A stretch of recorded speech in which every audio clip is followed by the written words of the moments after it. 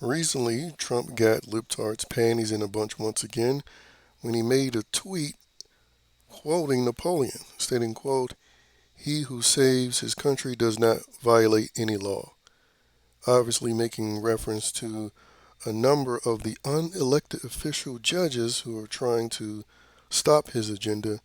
These same judges, by the way, regularly let murderers go free. They have a violent criminal before them, and the judge either lets them off with a light sentence or they literally just put them right back out in the street to where they reoffend, murder somebody, a bunch of people, and then they get the 30 years a life sentence. So these are those same kinds of judges. But anyway, as you expect, Democrats scream fascist, Nazi, Hitler, call him a dictator with authoritarian rule. Meanwhile, Kaitlan Collins, a reporter for CNN, is advocating for a murderer. Yes, a woman who has access to the president currently. She needs to be kicked out of White House press, uh, the White House press group where she's there asking questions all the time. But a woman with access to the president just shared the legal defense fund for Luigi. The guy who sneaked up behind that healthcare CEO and murdered him on camera, which liberals cheerleaded for, as they typically do.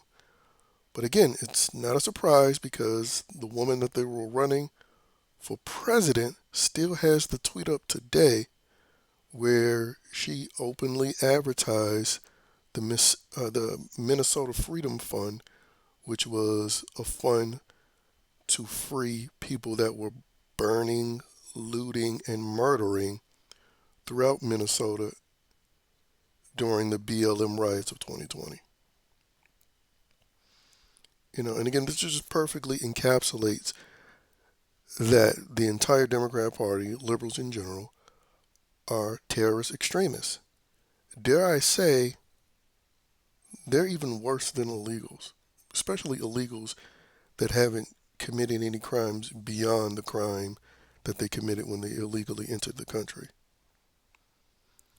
Because these American born anti Americans are the main ones that's participating in things like BLM riots or attempting to assassinate people or successfully assassinating someone like Luigi did. Now, again, there should be no question she should be removed from having access to the president, and that entire network needs to be called out, demanding her being fired. Like, this is a career ending move. Well, it should be. The fact that she's a libtard probably won't be.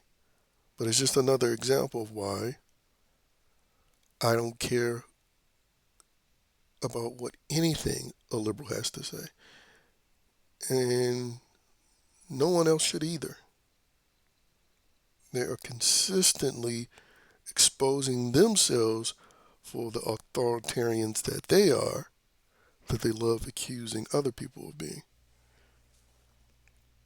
Because again, the whole Luigi thing was getting behind this idea that we support people sneaking up and murdering people that are viewed as enemies. It's why I didn't support it just based on the premise of what liberals were trying to promote. Because again, they'll categorize anybody as some sort of threat. Like, you stand against pedophile transgender groomers of kids, and that's considered as offensive as a healthcare CEO. Because, there was some conservatards echoing the Luigi cheerleading nonsense. And again, I said in a previous video that it would have been a different story if that CEO was a black woman that was a Kamala Harris supporter. So part of the cheerleading of the CEO's death is because he fit the archetype that they like to hate, which is so-called white people. Which, believe it or not, it's the one thing that unites consistently unites every liberal hating whites, which is why whites who vote Democrat are the most pathetic people on the face of this planet. Yeah, they're sort of tied with European whites and Canadian whites and Australian whites too, because they're even more pathetic. When you see what's going on in those countries and how they can't even. I mean, they've made it illegal to call out rapists if they're brown.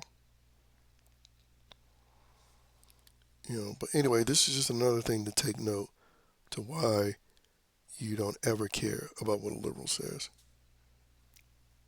Because not only did they cheerlead Trump supporters getting hunted by the FBI with the January 6th thing, Trump supporters getting murdered when they were trying to kill Trump.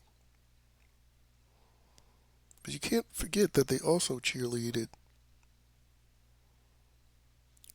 a gang of Luigi's throughout BLM 2020 riots and 2018. And they literally ran a woman that advertised a fund to bail out domestic terrorists. So they have no foot to stand on.